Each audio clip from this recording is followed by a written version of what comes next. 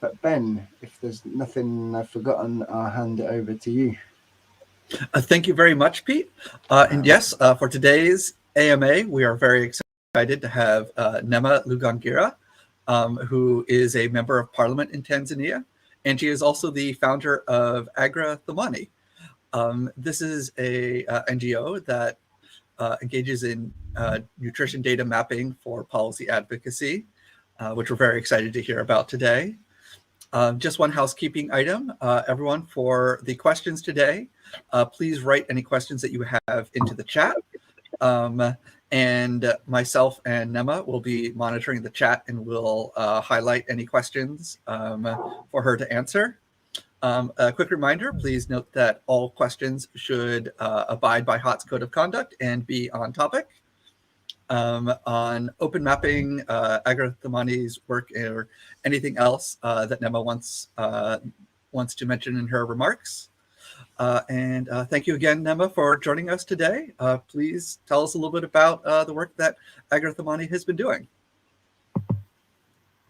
Thank you very much. And first of all, I should also give a big shout out to Angela for being very supportive throughout this process. And I thank you all for giving me this unique opportunity. My name is Neema Lugangira. I'm from Tanzania. I'm a member of parliament here in Tanzania. My first term in office. So I'm about 1 year and 2 months old into being an MP. Prior to being a member of parliament, I had started up an NGO called Agri Thamani Foundation. Agri, as a short form of agriculture. Thamani is in Kiswahili, it's a Kiswahili word, it means value. So basically the whole idea is how can we use the agriculture sector, add value to it, and lead into adding value to the different efforts of ending malnutrition here in Tanzania. And my background is in policy and advocacy. So over the years, I've been involved in a number of policy advocacy initiatives, and I always strongly depend upon evidence. When you have evidence, it makes your policy advocacy argument much stronger. And that evidence, usually the best place to get it from is from the respective group that you're working on or targeting or would be beneficial. And oftentimes it's the community. So I think last year there was a call from OMDTZ about community projects. And I remember at first when I saw the call, I saw data mapping, GIC, all these kind of geographical things. And I thought to myself, okay, I don't know if there's a link with nutrition, but I started looking into it, and then I came to realize actually, people who are doing OpenStreetMapping using the different tools that are available, they collect an enormous amount of data, but usually I don't know where that data ends up, because as a policymaker, I've never come across data that has been collected from using the OpenStreetMap, GIS tools, etc. And even since I've been a parliamentarian, I've never been exposed to that either, in the sense that those who are working in the OpenStreetMap space approaching us parliamentarians, policymakers, lawmakers. So I try to find a link in the sense that Agri Thamani is not doing the typical data mapping, so to speak, or with the geographical sense with the different tools, because we didn't have any experience in that area. But I felt that since we're advocating for nutrition, and in order to make our policy advocacy stronger, wouldn't it be great to be able to actually show like the leaders and decision makers at community level all the way to national level that, for example, this is Bukoba, an urban town in Kagera, and these are all the schools. This is where it is in the map, and these are the schools that don't provide food for kids, so people can actually visualize. So we plucked the courage and said, okay, we may not fully fit the profile, but let's go for it. There's always a first time for everything. And we're very grateful to OMDTZ and the humanitarian organization. We got selected, and we're still part of that community project. And because it was a new area, we had to get some training and introduction and capacity building on how our team on the ground can actually do the data mapping. And here I would like to thank Janet from Crowd2Map, who linked us with Harry, who was like a first tutor introducing the team. And then OMDTZ, they also sent out people to provide training for us. So since then, we've been able to make it so that it's sustainable. We've been able to also train community health workers from each ward, so that they can also get an understanding and the value and the importance of having the raw evidence from the ground. I think, Ben, I can end here for now, because I'm sure, as you all know, they usually say if you give a politician the mic, we don't stop. So I have to stop myself. And if I go for too long, please feel free to just let me know. Thank you. Thank you very much. Thank you for that very succinct summary of the work that Agri Thamani has been doing. Our first question comes from Janet Chapman. Actually, Janet, if you would like, I would like to invite you to unmute yourself to ask the question. Okay, hi, Neema. So really interested to know more about exactly how many schools you've surveyed, what data you've collected, if there's a web link to any of this data yet, or if it's too early, and what the plans are for scaling it up further, particularly in Kagera. Thank you. So basically in Kagera, we've collected data in all the secondary schools in Bukoba Municipal, covering, and the focus there was to understand, do they provide food in the schools, and do the schools have water? Because one of the projects that we've been trying to work on is to establish school gardens, school vegetable gardens, and eventually school farming, so that schools can have a sustainable school feeding program. So that was one of the elements. Second element is Bukoba has 66 streets. So we've also mapped out in all of those 66 streets, focusing on the elderly community, their nutrition status, what sort of support do they get, etc.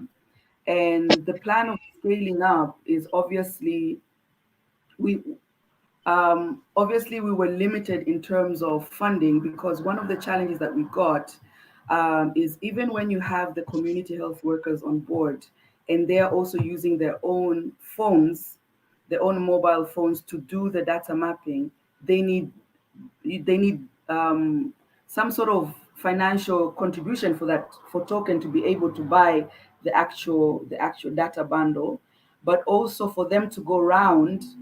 Some of them use the motorbike, which they need to pay for. So there have been some challenges which we have experienced in terms of how to package it properly, such that people are able to reach a much wider area, even within Bukoba itself. But we also visited health centers, and the thing that also gave us a good competitive advantage is the already existing relationship with the community leaders and the government leaders from the respective council.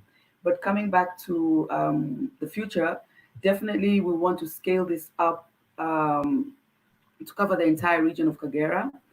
Kagera has a huge prospect in terms of economic potential, contribution to the country, but also individuals. Highly arable land. Kagera borders 3 countries: Uganda, Rwanda, and Burundi. We have largest share of Lake Victoria. But with all of that said, unfortunately, we fall under the 3 poorest regions in terms of our economic status. And also we host the largest number of stunted children. So with that, it creates a unique opportunity of actually doing something and creating and getting that tangible change. And maybe later on I can also share what the maybe just to add on to there. Earlier when I said there's an importance of linking the data collected through this open street mapping and different all other mechanisms to policy, I'll give a small example. Our work through this open street mapping in the schools, in terms of which schools have water, access to water. With that insight, it then informed me to be able to dig further into the water access of safe and safe water in schools. So I got in touch with different organizations who are working in the water sector, for example, water aid, etc., to try and find out what is the status, across the country. And after having that understanding, it has led me, hopefully, cross fingers, in our next Parliament session in February, I'll be asking a question specifically regarding this issue of connecting schools to ensure that they get safe water, because one, there's an issue of health, hand washing, but also the issue of sanitation, hygiene, but also the issue of school feeding. If you want to have school gardens, school farming, you need to have access to water. I think I can end there, Ben. Thank you. Thank you very much. Janet, I see you've added a couple more questions. Do you want to ask any follow-up questions at this time? Or do you feel that she has answered all of them? I'm not clear exactly how many schools you've surveyed so far, and if you have a web map showing them or any of the statistics that you've collected yet.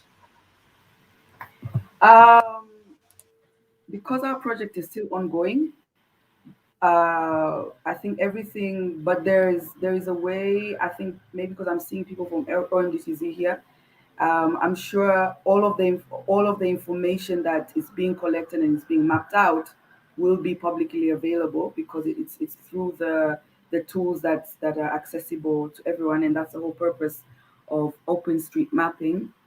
But also, most importantly, we have been able to cover all of the public secondary schools in Bukoba Municipal and primary schools. So it's about 49 schools, and we've also covered 66 streets so far. But the work is ongoing, as I mentioned. So I believe once we have done with the project and OMDTZ are satisfied, I'm sure it will be, links, etc., will be shared accordingly. But I do have the presentation that we presented at the State of the Map Africa, which I'm sure all participants here, Angela through the humanitarian, I think they shared the link to that online. So I'm sure that's also available. There was more details there as well.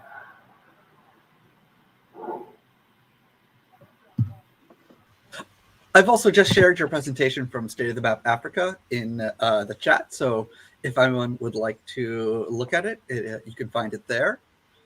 I see that that the microgrant from OMDTZ was announced in June last year. So I'm curious to ask, what did the microgrant enable Agri Thamani to start incorporating geodata into its advocacy, or was that something you're already doing? And if it was something you're already doing, how did the microgrant enable you to expand the mapping work that you were doing? Thank you for that question. Actually, as I mentioned earlier, prior to the community grant from OMDTZ, Agri Thamani was not in any way working with OpenStreetMapping or OpenStreet, data mapping, etc. That's why earlier on I mentioned it was a very good awakening to me, and that it triggered a lot of interest from our end to see how does it work and how can that data that is being collected how can that data that there's someone's mic is on, I think through the okay, I'll continue. So to see how can we link that actual data, because usually our advocacy was based on, you know, our team going on the ground asking questions, people reading, researching. But now with this opportunity of open street mapping, it brought upon a new edge in terms of getting concrete raw data from the ground, which you can actually map out and show someone on the phone or on the computer, on the laptop, iPad, that, you know, this is Bukoba, this school. So someone gets to visualize the depth of the issue that you're trying to advocate. So it was our first experience, and we've made some progress. We're still learning, but certainly it's something which I'm also particularly waiting once we complete our project and we're able to you know, OMDCC is able to say that it's finalized and everything, and we're done with our objectives, is then for myself to use that experience to advocate for more organizations to do that, more NGOs, but most importantly, also for governments to be able to consider, you know, this linkage and using this, but at the same time also appealing to those who are doing the open street mapping to ensure that they link and they inform policymakers and legislators like myself. And one thing that I've already done in our parliament is we've started up MP championing digital issues, but at a continental level. Last year, I attended the UN Internet Governance Forum, and I was able to sort of place or table my ambition of setting up the African Parliamentary Network on Internet Governance, where all of these things will fall under that. And I'm very pleased that my proposal was accepted. And just last week, I had a joint meeting with the African Internet Governance Forum, African Union, and the UN Economic Commission for Africa, whereby they've all endorsed the idea of us setting up an African Parliamentary Network on Internet Governance, which will involve, you know, at least one parliamentarian from each African country. And through that, I believe there's also an opportunity to raise more awareness of the importance of OpenStreetMap data, and that data to be used to inform government planning, government decision, and government budgeting, etc. But for all of this to be successful, I think there is also the importance of you guys as you know, the players in this space, to recognize that at the end of the day, whatever you're collecting, you need it to reach somewhere. You need it to result into something, and as such, you need to bring on board us parliamentarians, or so to speak, us politicians, because oftentimes people are a bit skeptical about dealing with us politicians. Thank you. Thank you very much, Neema. I would like to invite Pete now to unmute himself and ask the question that he shared in the chat. Just a reminder to the audience as a whole, if you're thinking of any questions, anything you're curious to hear more about, please mention it in the chat, and I will invite people to unmute themselves to share their questions. Go ahead, Pete. Maybe before Pete, there's a quick question someone asked in the chat, Sam, about have we used the data we've collected from schools for advocacy? Although we haven't finished the project yet, but as I mentioned earlier, when I came across the issue of the access to water in schools, I've already started tabling the process of tabling that in Parliament. So if all goes well, our next Parliament starts 1st of February. So if I get the opportunity to ask, I will be asking something. I will be asking the government something along the lines of the issue of access of safe water in schools. Thank you. Thank you for the question, Sam. Now over to Pete.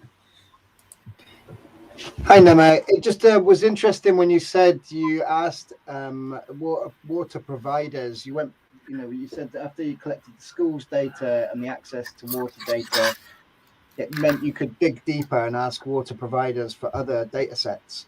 And I wondered if it sparked any interest in possibly opening other data sets so they are more available or more widely accessible in Tanzania.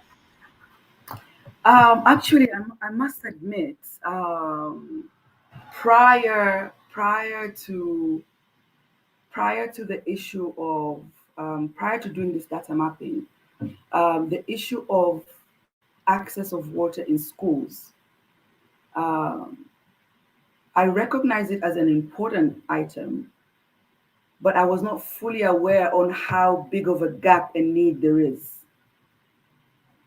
So as a result of doing this OpenStreetMap mapping and actually getting to see, because I was not the one on the ground, but I also got training on how to be able to see what are they doing.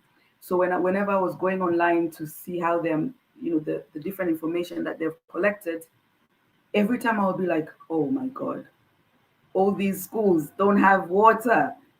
So that triggered a huge interest in an area which, in this year and 3 months I've been a parliamentarian, I haven't advocated on prior. And as you rightly said, Pete, that was my first level, and it took me further. Second level was to discuss with the district executive director on the issue of water and what's his opinion, what's his plans. Then the next level, I was like, okay, there's so many NGOs, local NGOs, international NGOs, groups of stakeholders dealing with the issue of water.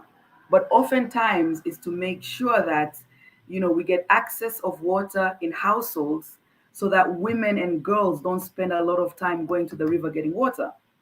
So I wanted to know from them, what about this angle of schools? What are they thinking about it?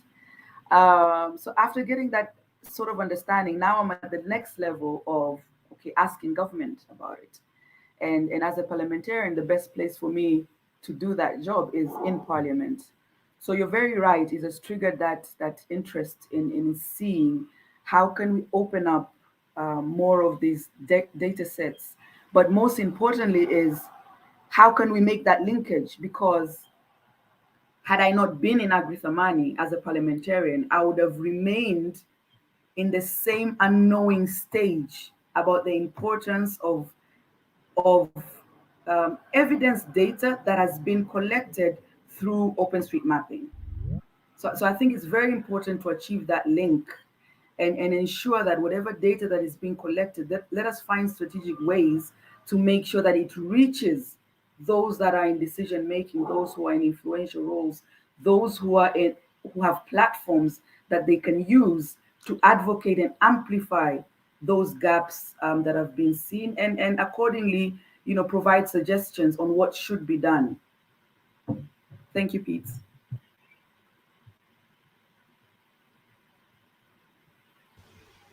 Thank you for the question, Pete. We have, Pete has a follow-up. Please feel free to go ahead with that.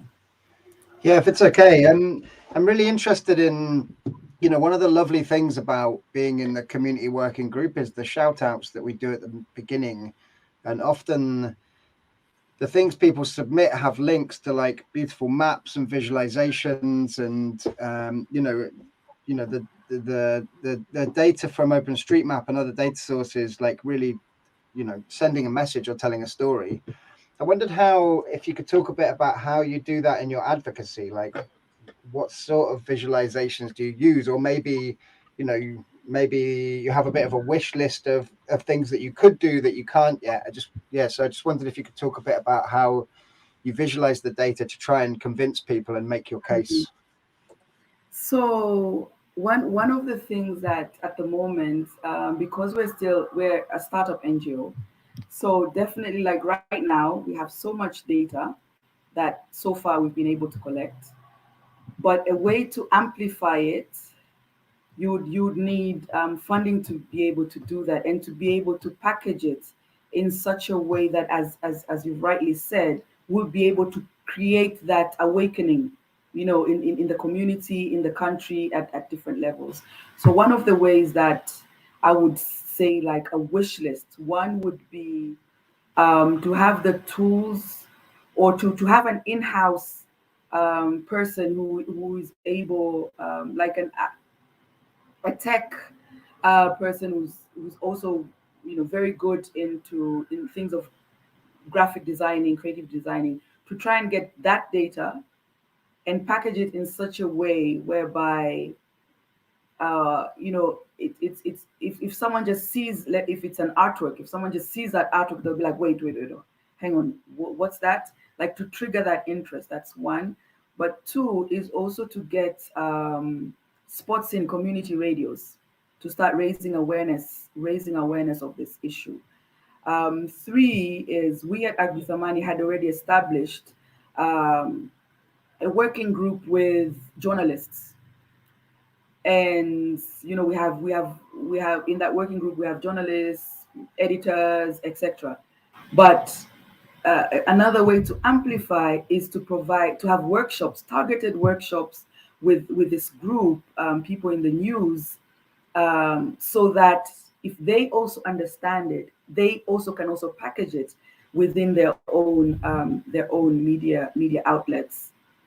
So those are the kind of things, just quickly off my head. But of course, given time, and we can also take this discussion further and see how best can we package something. And what I envision is, we can come up with something that we do it as a pilot, and then see how it works, and use that pilot to scale up, not only in Tanzania but other countries as well. Thanks so much, Neema. That's super interesting. Thank you. Thank you for the question, Pete. I see that Janet Chapman has another question. So please feel free to unmute yourself, Janet. Hi again. Neema, we'd love to be part of any pilot. The questions I had were around, have you thought about using teachers and head teachers to collect the data about their school, given the fact that they're already at there, so would be presumably cheaper? Usually the way we work closely with the government leadership at the respective place. So when we tabled the community project grant that we got from OMDTZ to the district executive director, we followed the route that we were advised to do, which is to work with the ward executive councillors, ward executive officers, and through the ward executive officers to work with the community health officers. So in all the schools that we go to, yes, we're working with the teachers, we're engaging with the teachers, but we were not permitted to give the teachers this extra responsibility. So we work in adherence to the requirements, the government requirements at the respective area. Thank you. Thank you. And I was also interested in approximately what percentage of schools did have access to water and did provide some sort of food. I think that question, respectfully, it will be a bit too early for me to say. I think we should finish the project first, and then leave that to, once OMDTZ has ticked off everything, I think we'll be able to do that in due time. But one thing for certain is, hopefully, if all goes well, in the next parliament, I will table a question on the issue of water. And in that space, if I get the opportunity, I'll be able to share some statistics, but I'll do it from parliament. So once I do that, I can share the links with you as well. Thank you. That would be extremely useful, because as Tanzania Development Trust, we are really well aware of the huge issues with schools accessing water. And we have provided water points in many different schools, more in Kigoma than Kagera. Mm-hmm. So I think all of you would understand. On one side, obviously, I'm founder of Agri Thamani, but on one side, I'm also parliamentarian. So I'm a bit limited on some of the areas. So in terms of the project, Once that has been approved by OMGTZ, all the information will be available in terms of statistics and what I table in Parliament. Once I have tabled it, then I will be able to share with you all. Of course, it will be unfortunately in Kiswahili, but we'll try and help out with some translation. Thank you. Thank you. I would like to take a moment to invite anyone else who has questions. If you're in the audience and you want to ask something, feel free to unmute yourself. Oh, we have a question from Joffrey. Go ahead, Joffrey. Yeah, thank you, Ben, and thank you for sharing, Honorable Neema. So, Honorable Neema, the question I have is, what can be done to get more, parliamentarians and politicians and policymakers like you more interested in, mapping and using citizen-generated data to inform policy making? Because in some cases, like in Uganda, for example, where I am, the challenge we have is that when you are doing a project around OpenStreetMap, sometimes it's hard for government people to trust in this data in terms of there are, like, for example, government institutions who officially do mapping, but now this is like citizen-generated information where groups like OpenStreetMap Uganda are creating data, and it's sometimes a challenge to get them policymakers to trust that data. So, what advice can you give on how we can get them to trust this data, and also to get to use this data in their decision making? Thank you. Thank you, Geoffrey, for that very, very important question. But I think while answering it, I'll also pose back some questions to you all. It will be very good if each of you right now, in this Ask Me Anything, to also ask yourselves, when was the last time, before you started any project related to OpenStreet mapping, did you ever approach a parliamentarian just to try and tell them, hi Neema, I'm trying to do this, work on this, Honorable Neema, I'm trying to do this project, work on this. I think the value would be this, etc., etc. Maybe if anyone has experience in that, it would be good to first ask yourselves, when was the last time, you did that? And oftentimes, unfortunately, most tend to stay away from us as parliamentarians because there is a notion that we are politicians. They're just politicians. They're not going to get it. They're not going to understand. So already you're excluding us from the process. And then once you've finished your work, you've collected all your data, suddenly you realize, oh, okay, I need the policymakers. Where are they? Then it's a little bit kind of, so much towards the end of the process. So I think it's important for us to change our mindset and change the way in which we, take parliamentarians and politicians, so to speak, and find ways in which we can be able to create that relationship. Because even for myself, like I said earlier, I was not aware of this side. I was not aware of this part of the world. But ever since I've been aware, I've become an advocate for it and I'm championing it. But the only thing that made me aware is that call. And it's only because my background is in policy and I'm a founder of an NGO which is doing nutrition advocacy, etc. But had I not been in that space and had we not dared to apply, because even in the criterias, in the beginning, I felt like we don't fit, but I just said, you know what, let's just try.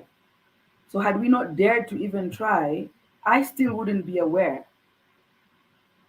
So that's the other issue. That's the other issue. How do you guys also take us? So I think the way in which I will answer that is by leaving you guys with this question. This question that I've just asked you guys as well. But going forward, definitely once we set up the African Parliamentary Network on Internet Governance, we will also have an avenue of having those engagements, because hopefully there'll be a parliamentarian from each African country representing their respective parliaments. But even then, whichever group wants to engage, they also need to see the value and see the importance and change the way in which we approach one another. Thank you.